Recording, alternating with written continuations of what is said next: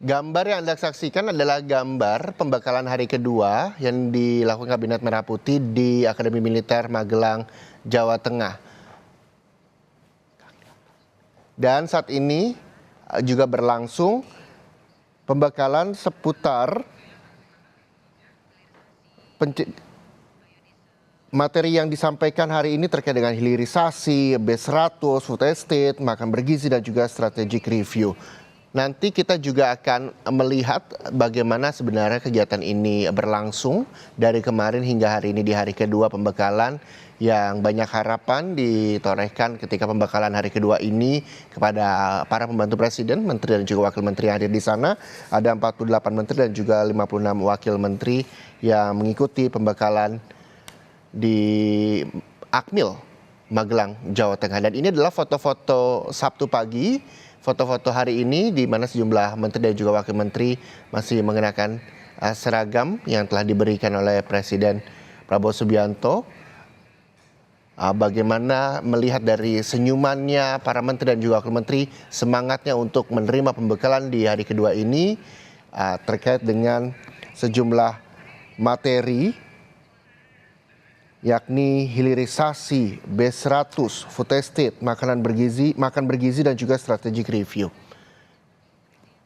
Oke, nanti kami juga akan mencoba bergabung dengan jurnalis Kompas TV yang ada di Magelang, Jawa Tengah untuk mengupdate informasi terbaru terkait dengan pembekalan kedua para menteri dan juga wakil menteri di Akmil Magelang, Jawa Tengah. Kita kembali berdiskusi dengan pengamat politik, masih bersama Mas Agung Baskor dan juga Mas Joshua Pardede selaku Kepala Ekonom Bank Permata.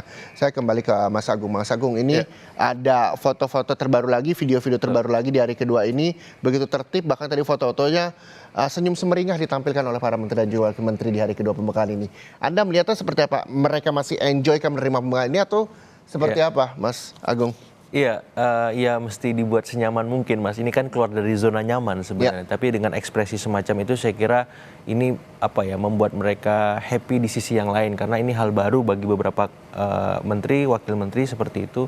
Apalagi ketika kemarin katanya baru pertama kali naik Hercules misalnya. Nah, itu dia. Tiba-tiba nyampe di Magelang naik bus, disambut dengan riuh para siswa-siswa ya, masyarakat di sana. Saya kira ini hal-hal positif, hal-hal yang bagus untuk membuat para menteri ini semakin mengakar di tengah masyarakat. Nah, yang kedua, kalau dilihat dari ekspresi-ekspresi yang mereka tampilkan di publik, ini bisa menjadi gambaran bahwa mereka menikmati program di sana ya, dan harapannya memang itu bisa terimplementasi setelah mereka selesai program ya, karena kan hanya 3 hari seperti itu. Kalau kita berharap besar juga kayaknya kurang objektif, tapi dengan mereka mengikuti pembekalan di Akmil ini minimal kedisiplinan mereka, etos kerjanya, kemudian soal-soal leadershipnya kembali tertanam, sehingga itu bisa menular ke bawah dan membuat kinerja yang mereka tampilkan bisa lebih optimal. Dan saya mikir kalau misalkan seperti ini rutin dilakukan ya, pembekalan terhadap menteri, tapi memang ada arahan. Kalau tadi di sesi 1 Mas Zainur bilang pengayaan materi anti korupsinya lebih nyata lagi, misalkan ada kunjungan ke rutan ya, kunjungan ke mana pembangunan yang terbengkalai karena korupsi. Jadi langsung terjun ke lapangan melihat bagaimana. Jadi ada penambahan materi pengayaan yang itu memang real, konkret, dekat dengan keseharian mereka. Jadi ketika ini pembekalan tentang misalkan hilirisasi B100, bisa jadi next mereka diajak bagaimana olahan produk itu dimulai dan bisa terjadi. Apakah itu juga bisa menjadi usulan? Kalau gitu kita akan lihat bagaimana suasana di hari kedua ini. Kita akan juga sapa jurnalis Kompas TV ada Triksi Valencia di Magelang, Jawa Tengah. Triksi, bisa Anda gambarkan seperti apa suasana terkini di sana dan bagaimana pembekalan materi kedua di Magelang, Jawa Tengah?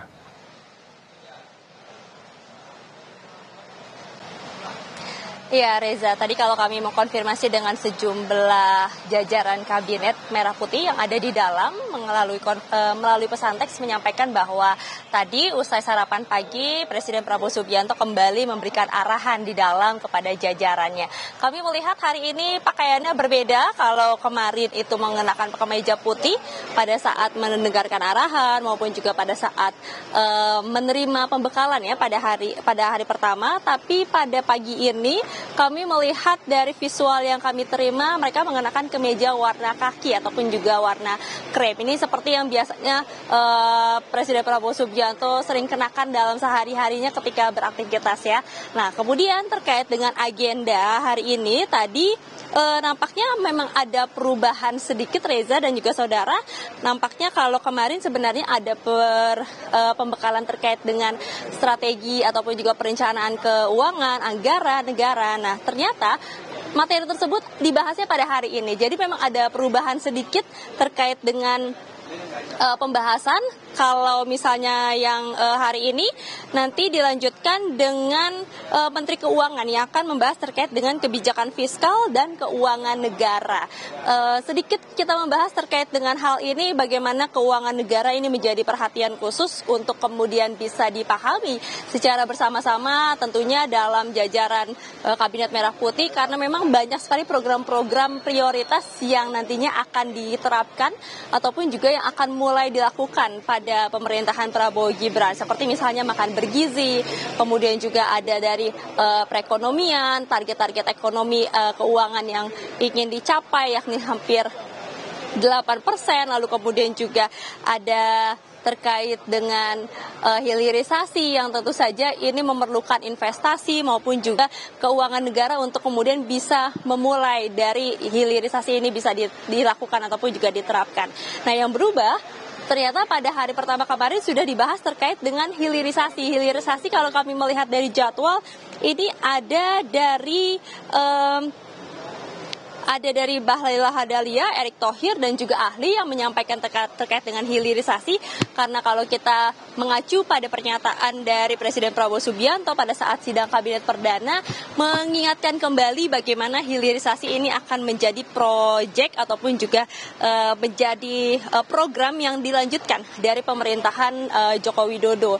Lalu kemudian juga kalau kita melihat bagaimana hilirisasi di era Prabowo Subianto ini melihat ataupun juga memfokuskan terhadap 26 komoditas, di mana harapannya adalah dengan sumber daya alam yang kaya di Indonesia ini bisa mampu diolah prosesnya, lalu kemudian juga tidak mengekspor bahan mentah.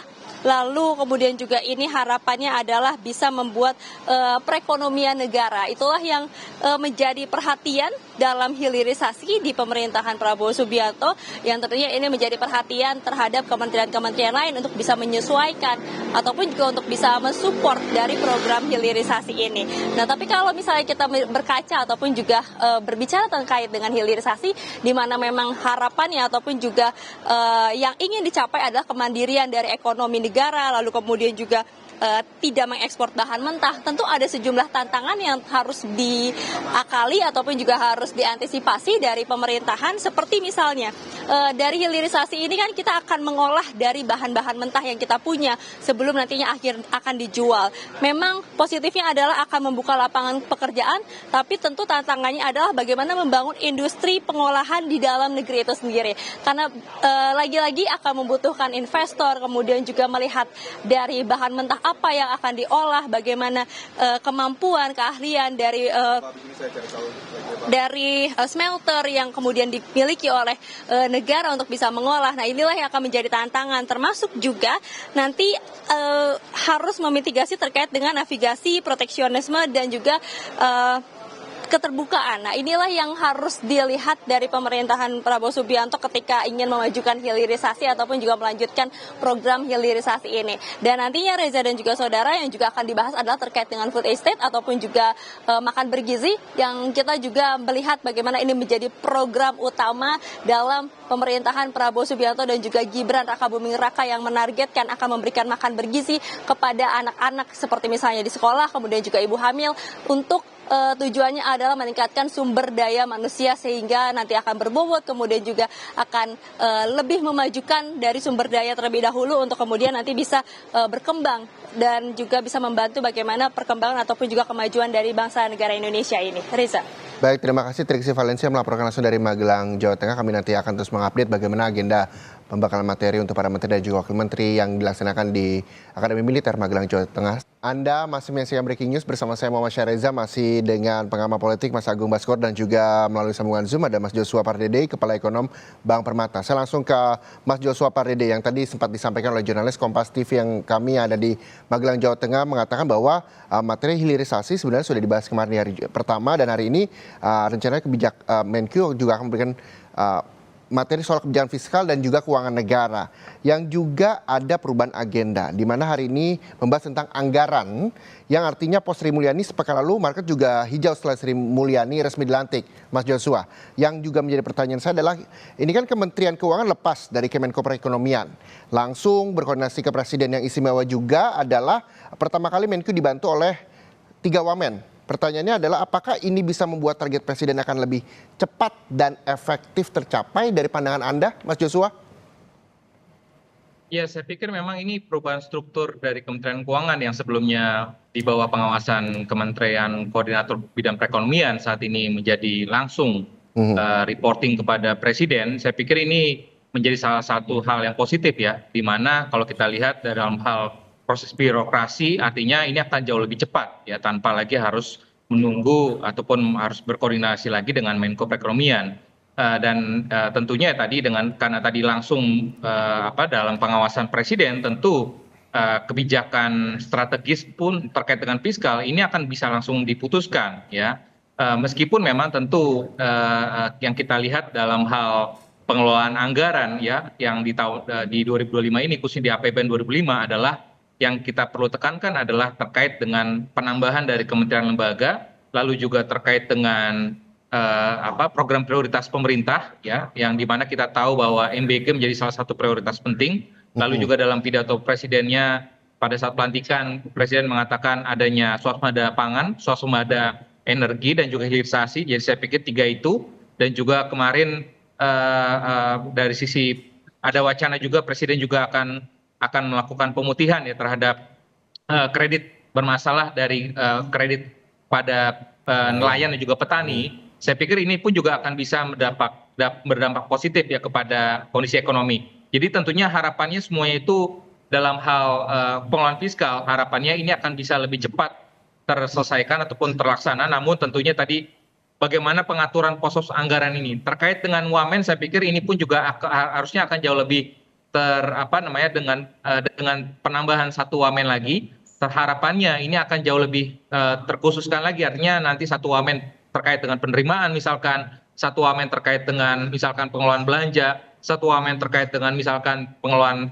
utangnya. Saya pikir ini semuanya tujuannya saya pikir akan jauh lebih fokus ya dalam rangka supaya fiskal kita bisa lebih sehat, namun tetap bisa mendorong pertumbuhan ekonomi kita sesuai dengan aspirasi Presiden. Jadi secara tidak langsung apakah maksudnya akan ada perebutan tanda kutip begitu terkait dengan anggaran antara jumlah kementerian yang bertambah dengan program prioritas? Maksudnya demikian Mas Joshua?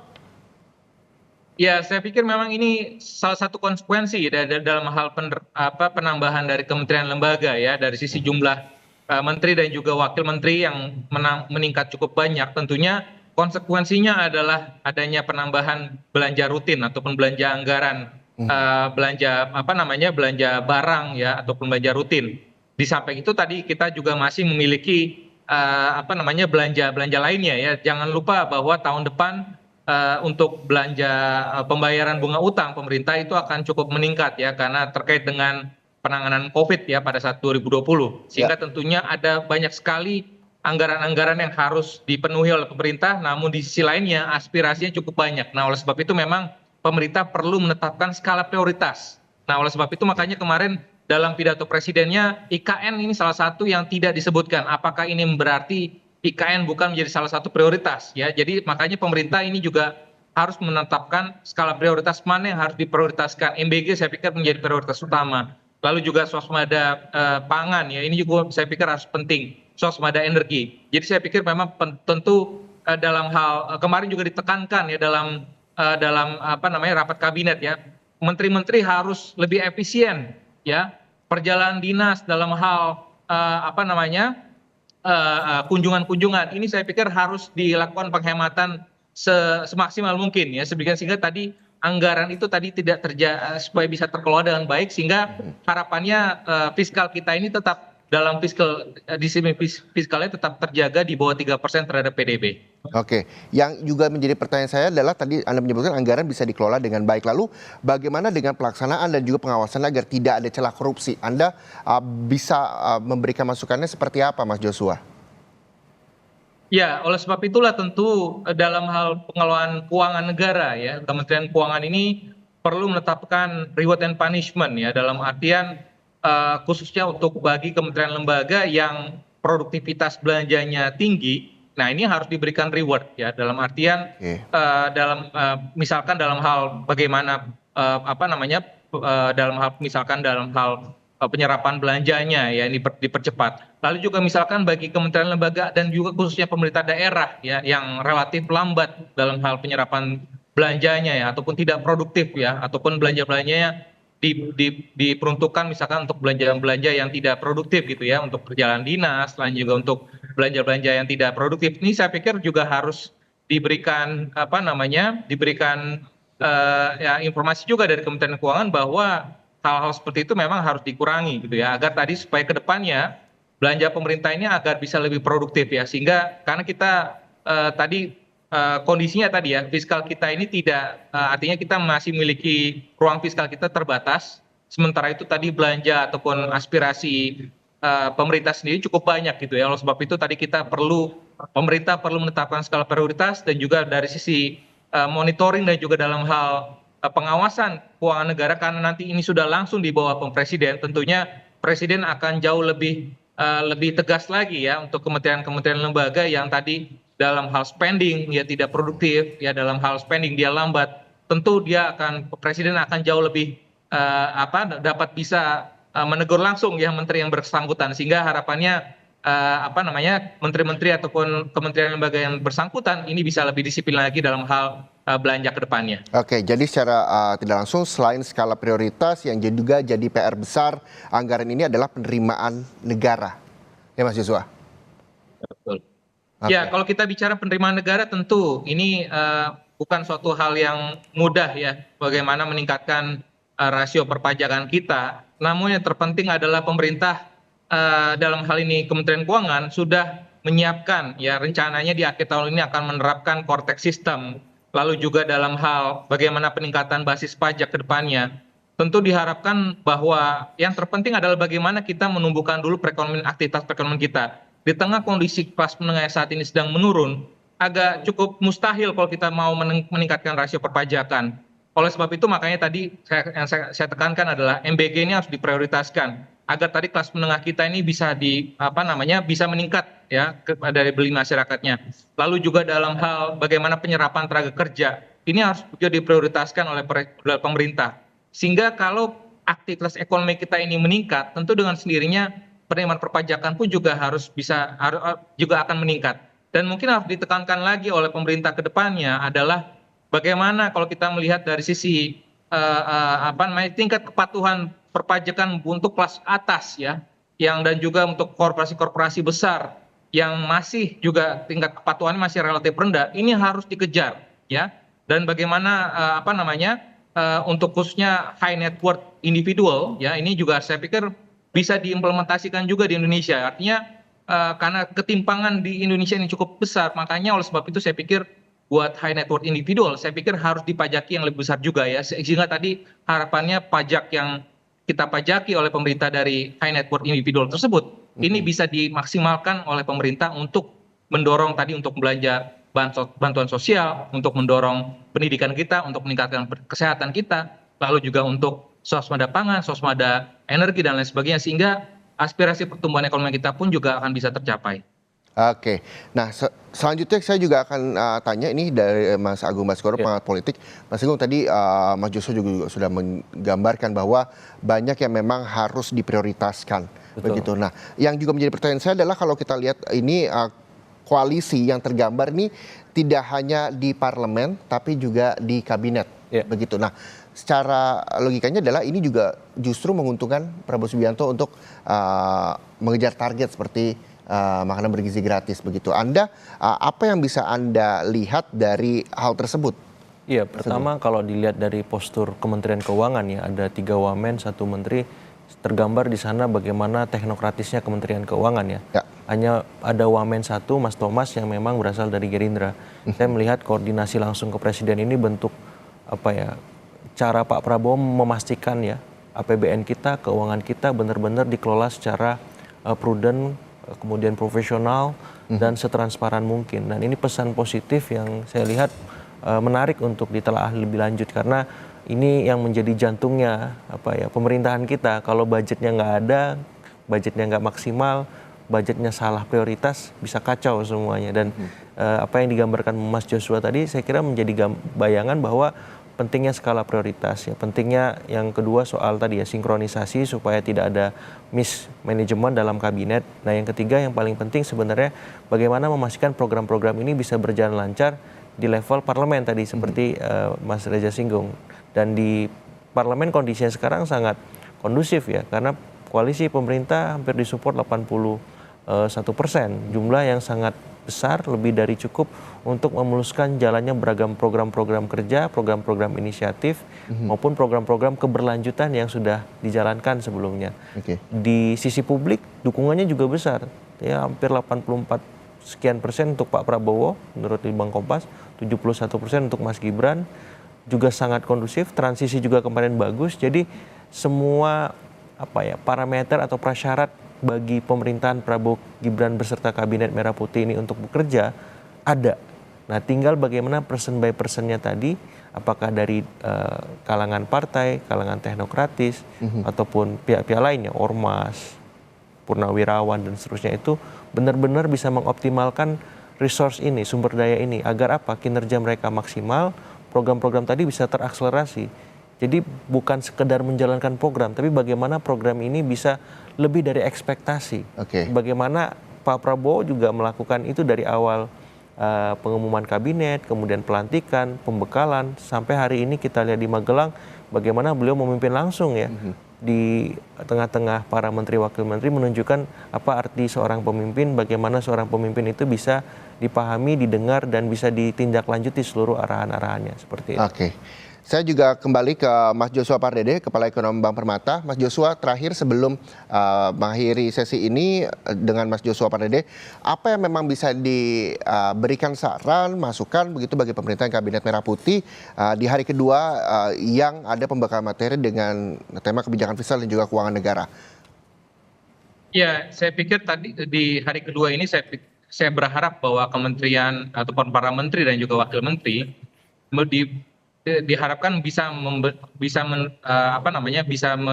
memberikan ataupun bisa menerima ya tadi kondisi, memahami juga ya kondisi global, kondisi ekonomi domestik kita ya, agar memiliki pemahaman yang sama gitu ya, memiliki satu pemahaman bersama gitu ya. Karena kalau kita tadi hanya masih berlaku ego sektoral, ego kementerian masing-masing, saya pikir ini tidak akan berjalan pemerintahan ini. Artinya kalau ada kesatuan, ada kebersamaan, ya artinya kalau tadi semua kementerian memaksakan untuk menaikkan anggaran masing-masing kementerian, saya pikir ini kan bukan jalan keluar. Ya, jadi artinya Presiden di satu sisi juga memberikan arahan bahwa bagaimana prioritas yang harus tadi kami sampaikan, bahwa pemerintah perlu menetapkan skala prioritas. Mana yang harus dijalankan lebih dahulu? Pendidikan, lalu kita juga misalkan tadi terkait dengan pertanian, lalu misalkan terkait dengan energi. Saya pikir memang itu harus diprioritaskan utamanya.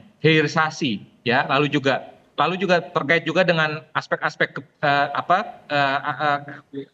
dari sisi perekonomian lainnya. Ini pun juga tidak boleh kita kesampingkan juga, ya. Artinya tetap sekali lagi bahwa yang harus dipahami dari semua menteri-menteri dan wakil menteri adalah kita akan menghadapi ketidakpastian yang kita tidak bisa prediksi ke depannya.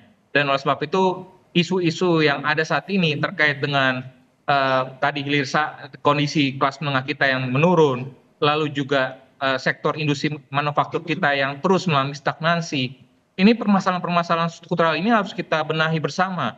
Karena kalau kita tidak memiliki visi sama ya ataupun memiliki pemahaman yang sama, tentu nanti kebijakan dari masing-masing kementerian lembaga ini tidak akan terorganisir dengan baik. Dan oleh sebab itu makanya diharapkan tadi adanya kebersamaan, kesatuan, ya satu visi, sehingga kebijakan nanti akan diterapkan oleh secara teknis kebijakan kementerian dari masing-masing kementerian ini diharapkan bisa tersinkronisasi dengan baik oleh Presiden Prabowo. Baik, terima kasih. Kita berharap juga bahwa pembekalan yang didapatkan oleh Menteri dan juga Wakil Menteri di hari kedua ini juga bisa diimplementasikan ke bawah seperti tadi juga disampaikan juga Mas Agung, bahwa ke depan pemerintahan Kabinet Merah Putih ini juga bisa tetap solid, terutama di materi kedua hari ini soal kebijakan fiskal dan juga keuangan negara dan juga materi-materi lainnya.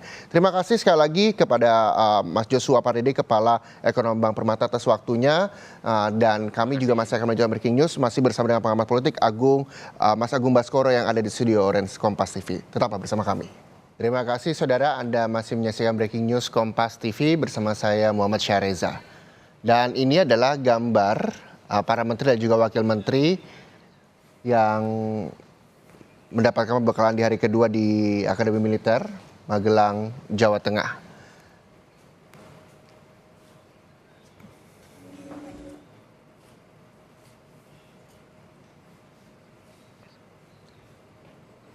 Pembekalan hari kedua anggota kabinet di Akademi Militer Magelang, Jawa Tengah ini tadi juga sempat disampaikan terkait dengan pembahasan materi yang diterima para menteri dan juga wakil menteri adalah kebijakan fiskal dan juga keuangan negara. Sementara soal hilirisasi ternyata sudah dibahas di hari pertama pembekalan. Dan yang juga menarik perhatian adalah bagaimana ini para menteri dan juga wakil menteri mengenakan pakaian berwarna kaki yang memang telah diberikan oleh Presiden Prabowo Subianto untuk mengikuti pembekalan dari hari Jumat, Sabtu dan juga besok. Dan saudara, Presiden Prabowo Subianto juga memperkenalkan beberapa alumni terbaik dari Akademi Militer, Akademi Angkatan Udara, Akademi Angkatan Laut, hingga Akademi Kepolisian yang kini menduduki jabatan strategis di Kabinet Merah Putih.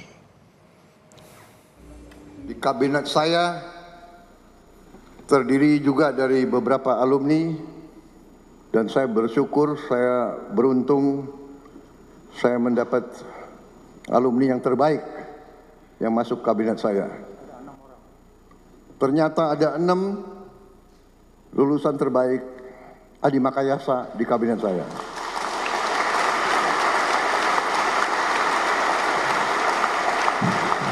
Dua dari kepolisian, saya minta berdiri.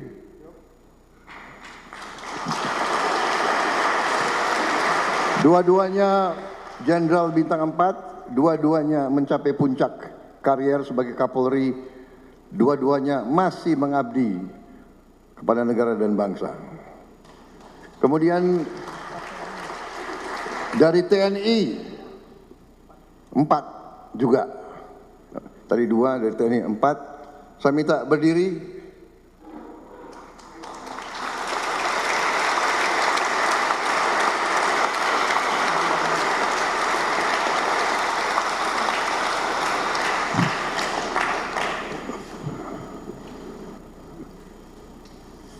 Adi Makayasa,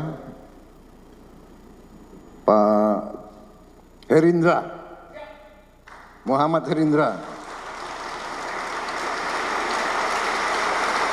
Angkatan 87, Marsikal Madya Udara Doni Ermawan dari Angkatan Udara, Angkatan 88.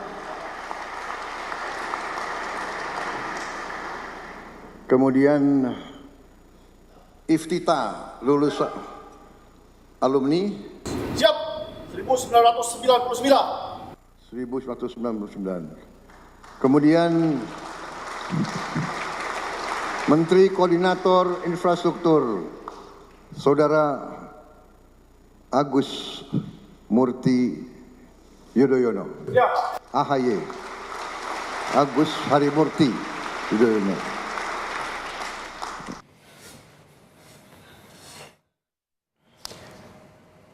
Dan saudara, untuk membahas terkait dengan pembekalan materi di hari kedua ini, saya juga masih bersama dengan Mas Agung Baskoro, pengamat politik yang sudah hadir dari pagi tadi terkait dengan membahas apa saja agenda yang memang dilaksanakan di Magelang, Jawa Tengah. Dan kami juga akan terus memperbarui informasi yang kami peroleh di hari kedua pembekalan para menteri dan juga wakil menteri di Akademi Militer Magelang, Jawa Tengah. Yang juga menjadi pertanyaan saya, tadi kita juga sempat membahas terkait dengan hasil survei Prabowo Subianto yang mendapatkan angka 84,1%. Ini survei Kompas September 2024. Citra positif Prabowo Subianto tergolong tinggi, 84,1%. Tadi juga disebutkan sama Mas Agung Baskoro terkait hal tersebut. Nah, ini kan citra responden ini diambil dari laki-laki dan juga perempuan dengan beragam latar belakang. Dari mulai ekonomi kelas bawah, menengah, dan juga atas. Apakah ini bisa jadi modal bagi Prabowo Subianto buat mengambil kebijakan dan tidak populis? Anda melihatnya seperti apa, Mas? Iya, dukungan yang besar tadi saya kira memang bisa menjadi arahan bagi beliau untuk membuat kebijakan, keputusan yang tidak populis. Tapi di fase awal pemerintahannya endorse-nya lebih baik dihindari dulu. Okay. Karena apa? Karena tadi udah ada arahan program quick win ya Mas. Kecuali memang ada kondisi geopolitik, geostrategi di luar yang membuat kita harus menyesuaikan beberapa hal, utamanya soal anggaran seperti itu. Tapi bila kondisinya tidak memaksa, alangkah baiknya prioritas quick win tadi dituntaskan dan dikirimkan pesan kepada publik bahwa pemerintahan Prabowo Gibran ini cukup capable untuk mengirimkan pesan optimis, pesan harapan bahwa mereka bisa memastikan kemajuan Indonesia itu berlanjut ya dari Presiden Jokowi ke kini Presiden Prabowo. Dan harapan itu saya kira bukan sekedar harapan ya, apalagi ketika melihat ya dari awal sampai akhir ya ketika ada pembekalan di Magelang, Pak Prabowo ini terus bekerja secara konsisten tanpa mengurangi kualitasnya. Pemilihan menteri-menterinya juga menarik. Tadi ada sempat disinggung ada 6 penerima Adi Makayasa ya. Saya kira itu pesan yang sangat kuat di internal kabinet bahwa mereka ini orang-orang terbaik, harapannya kerjanya juga sangat baik, jangan sampai malah sebaliknya seperti itu. Dan vibes soal militer sipil ini menarik Mas Reza. Kenapa? Karena selama ini kan seringkali militer sipil ini dipertentangkan, dibenturkan ya, tapi di sini bisa dipersatukan dan saya lihat ini komunikasi yang positif ya, komunikasi yang emansipatorik supaya masing-masing pihak ya baik militer baik sipil bisa saling memahami satu sama lain, bahkan bisa memberikan dampak positif sebagaimana kita lihat ketika pembekalan dilakukan di Magelang seperti itu. Dan harapannya yang sipil juga paham bahwa mereka harus dalam tanda petik mengkombinasikan kerja dengan pendekatan militer dan saya kira ini bisa membuat ya performa kabinet semakin lebih baik karena di antara militer sipil ini sebenarnya bisa saling melengkapi, bisa saling membuat suasana yang lebih sinergis dan dalam tanda petik mengakselerasi program-program pemerintah itu menjadi lebih mudah karena ada pendekatan top down-nya tapi juga tidak melupakan pendekatan bottom up-nya dan di saat yang sama otomatis komunikasi dua arah dan komando kan biasanya satu arah nih. Ya. Mau nggak mau yang militer juga harus dua arah. Nggak bisa kemudian hanya satu arah dan Pak Prabowo sudah memulai itu dengan melibatkan publik dalam setiap fase dia memilih menteri sampai pada saat ini ketika Akmil di Magelang di mana media bisa dengan mudah mengakses banyak hal, aktivitas, informasi seperti itu.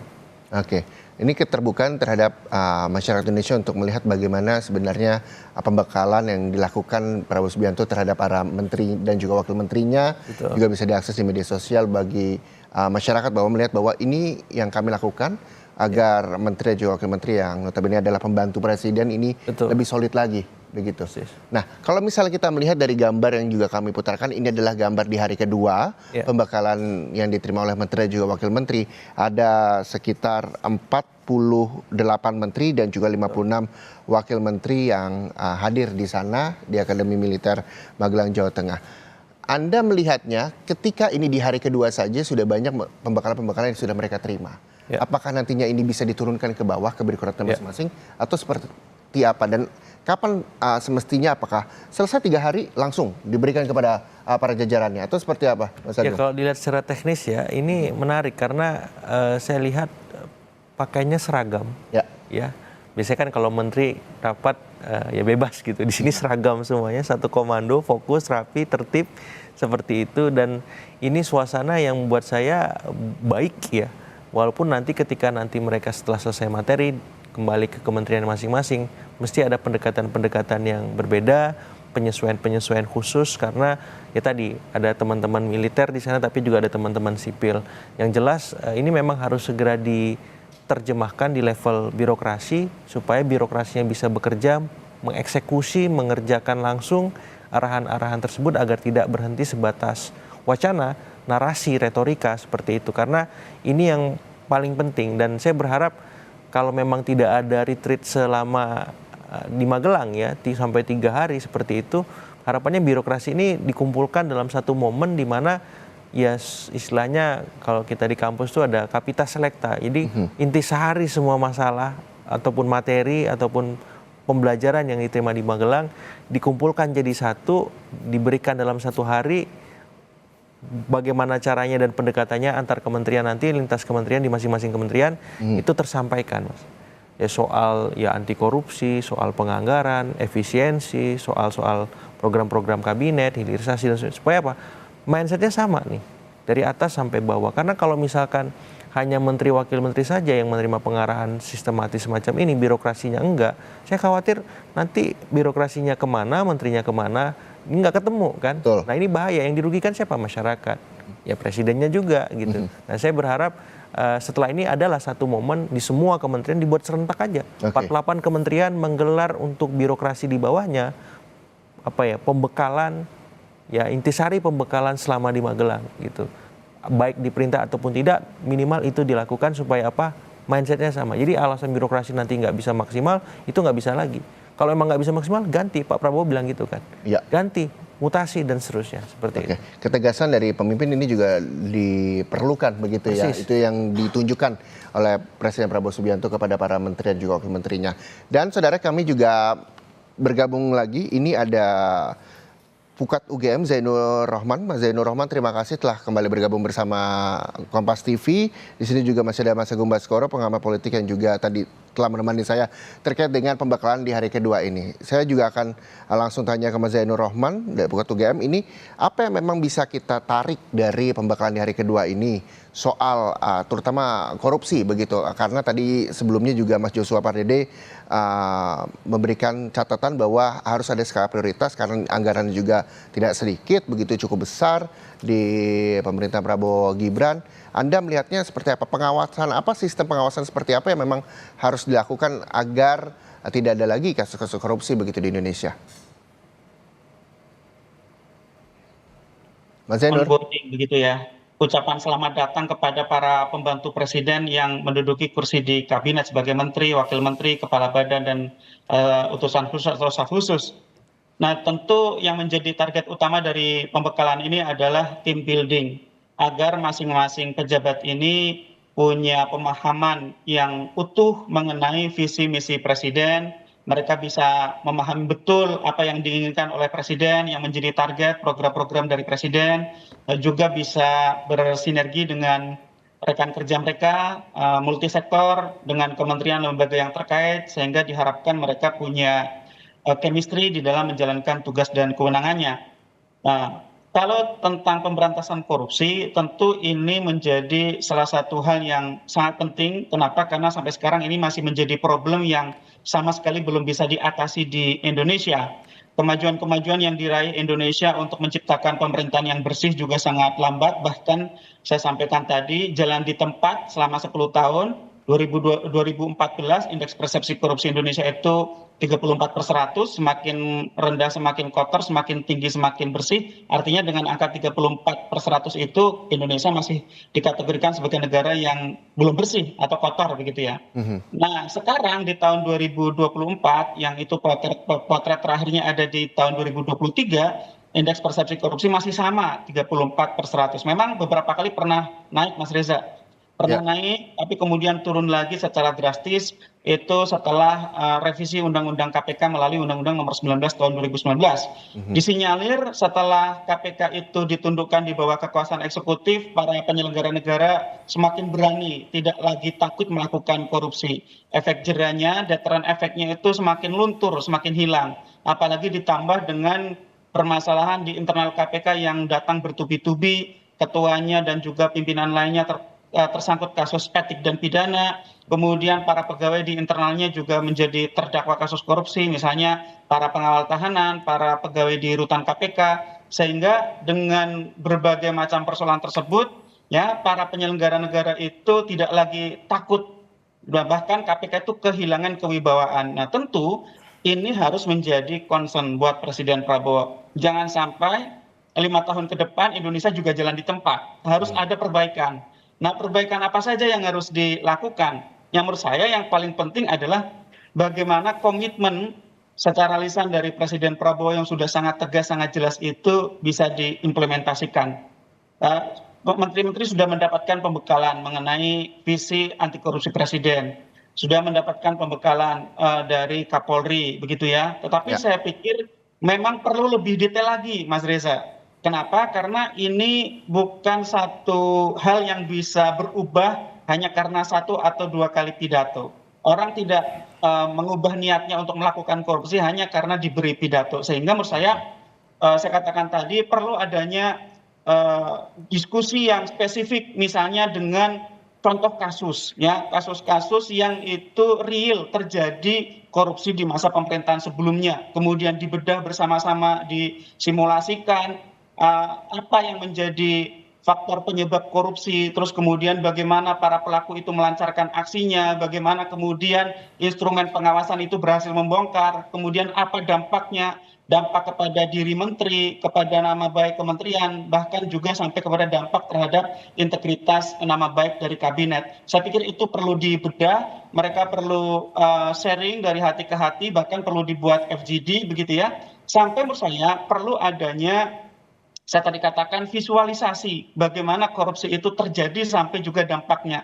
Saya pikir menteri-menteri ini nanti di kesempatan berikutnya perlu diajak untuk berkunjung ke rutan tipikor di KPK atau juga di Guntur, juga perlu diajak berkunjung ke lembaga pemasyarakatan khusus tipikor di Sukamiskin agar mereka tervisualisasi, Mas Reza. Kalau anda ini macam-macam, besok Anda akan seperti ini.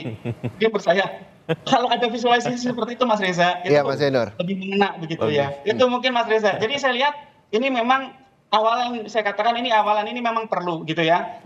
Dikumpulkan, kemudian diinduksi, kemudian ada onboarding begitu ya, ada kalibrasi niat, juga ada team building agar mereka bisa bekerja sama. Tapi sekali lagi ini nggak cukup. Sekali lagi yang tadi saya sampaikan, ini yang perlu lebih ditekankan oleh Presiden secara praktik, secara real adalah bagaimana pengendalian, bagaimana pengawasan, bagaimana evaluasi. Yang itu tidak bisa diserahkan kepada konvensional.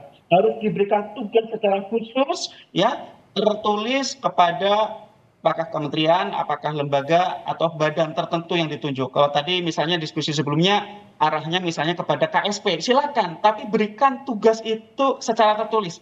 Bahwa KSP punya tugas untuk melakukan pengawasan dalam menjamin pemerintahan yang bersih di kabinet ini, gitu ya. Jadi nanti kalau itu diberikan tugas, Mas Reza, maka akuntabilitasnya bisa diukur, begitu ya. Nah, tadi saya sampaikan, ini kabinet ini harus punya tawaran-tawaran yang konkret, yang real, yang bisa diukur secara kuantitatif, termasuk misalnya kalau ada bentuk-bentuk pelanggaran yang itu tidak terdeteksi, berarti kan institusi pengawasnya juga perlu diminta akuntabilitas, Mas Reza.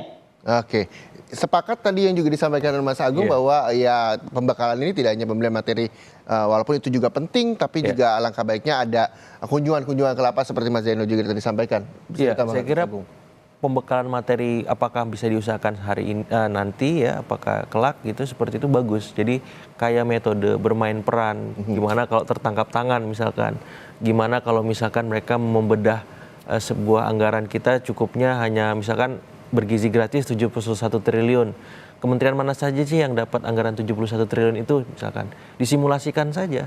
Supaya apa tergambar dalam benak mereka, anggaran saya hanya dapat 1 triliun, dengan 1 triliun ini saya ngapain ya? Inovasinya apa? Yang bisa saya lakukan di kementerian misalkan Kementerian Pendidikan Dasar dan Menengah misalkan. Atau Kementerian Pendidikan Tinggi ya. Sehingga apa? Sehingga mereka sudah terbayang kira-kira besok mau ngapain aja. Dari mulai anggarannya, tupoksi kerjanya, efeknya kalau nggak profesional. Gimana ya rasanya kalau di reshuffle? Undang tuh menteri yang pernah di reshuffle. Undang tuh menteri yang pernah dipenjara. atau tadi ya. Jadi saya kira kalau bisa banyak metode supaya apa? Supaya tertanam dalam alam bawah sadar mereka dan alam sadar mereka. Bangun tidur lagi ya, bekerja. Gimana nih cara hilirisasi biar tercapai misalkan? Gimana makan siang gratis biar melebihi ekspektasi publik? Jarang kan kita dengar makan siang gratis sukses biasa. Makan siang gratis mampu melebihi target misalkan. Itu kan wow gitu. Hilirisasi berhasil dilakukan di semua sektor, bukan hanya pertambangan dan energi, tapi di seluruh kehidupan bangsa kita misalkan. Jadi kan maksud saya pencapaian-pencapaian itu kita butuhkan. Kita hari ini kekurangan berita baik Mas di bidang pemerintahan, di bidang politik, di bidang-bidang kehidupan publik, sehingga kalau performa kinerjanya bagus, ini bisa memberikan efek viral yang ke bawah juga maksimal ke birokrasinya. Dan mau nggak mau nih birokrasi juga mau nggak mau sudah mungkin siap-siap ya.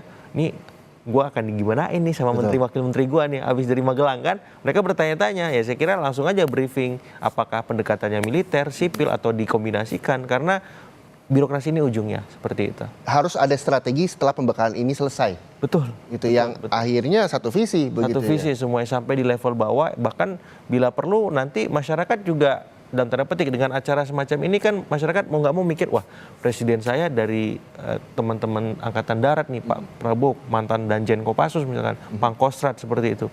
Wah ini berarti kehidupan berbangsa kita harusnya lebih tertib, gue harus lebih tertib nih, lebih baik, lebih terkoordinir, lebih fokus, dan kira-kira gue bisa kolaborasi di mana ya dengan pemerintah, kan semuanya akhirnya berpikir bersama menuntaskan program itu. Oke, nah yang juga menarik perhatian tidak hanya pembekalan menteri dan juga calon menteri, yang jadi perhatian khusus masyarakat adalah statement Pak Prabowo Subianto. Pada saat beliau bilang bahwa parpol jangan cari uang lewat APBN, jangan ada kebocoran. Nah, lalu bagaimana pendanaan politik selama ini, Mas Agung?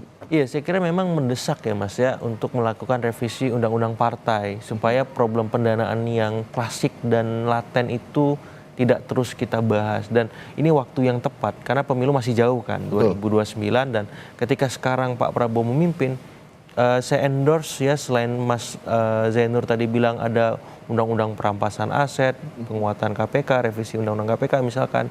Saya kira revisi undang-undang partai ini mendesak juga karena apa? Karena ini akar muasal semua hal masalah kita di negeri ini ya. Bagaimana partai masih sengkarut dengan soal pendanaannya, transparansinya dan seterusnya, dan bila ini terselesaikan saya yakin 50% masalah di negeri ini bisa tuntas karena semua pejabat publik seleksinya dari partai, rekrutmennya dari partai gitu, dan ya proses berpartai ini penting kita kawal dari sejak sekarang supaya konflik of interest-nya minimal. Kalau bahasan revisi undang-undang partai itu dilakukan menjelang pemilu, itu khawatir ada banyak kepentingan yang bermain. Tapi kalau sekarang kan masih jauh pemilunya. Jadi segera dikebut juga, ini bisa menjadi program quick win berikutnya kalau memang ya ada arahan Pak Prabowo serius membenahi partai politik kita. Oke, terlepas dari pembenahan partai politik yang juga tadi Mas Agung sampaikan masih 2029 begitu, yang saat ini dilakukan adalah di hari kedua pembekalan. Tadi juga jurnalis Kompas TV menyampaikan bahwa di hari ini ada materi soal kebijakan fiskal dan juga keuangan negara. Ini yang juga menjadi perhatian publik, di mana nanti dananya dikorupsi nggak ya? Ini koruptor-koruptor seperti apa perlakuan hukumnya, begitu, itu yang juga menjadi terus menjadi pertanyaan dari masyarakat Indonesia. Saya juga ingin ke Mas Zainur. Mas Zainur, ini apa yang memang bisa nantinya diimplementasikan dari mulai pembekalan di hari kedua ini terkait dengan materi kebijakan fiskal dan juga keuangan negara, yang nantinya publik bisa percaya lagi dengan anggaran-anggaran yang ada di pemerintahan Prabowo Gibran, bahwa tidak diselewengkan begitu ya? Ya, Mas Reza, kalau kita lihat ini kan sebenarnya Presiden Prabowo ini ingin menjadi pemimpin yang besar begitu ya, pemimpin yang agung. Kita lihat betul instrumen-instrumen yang ditampilkan itu kan menunjukkan ke arah sana. Nah, menurut saya tidak usah tanggung-tanggung juga begitu ya. Menurut saya ini dengan koalisi yang bahkan sebagian pihak mengatakan oversize begitu ya, oversize coalition gitu ya, koalisinya sangat besar.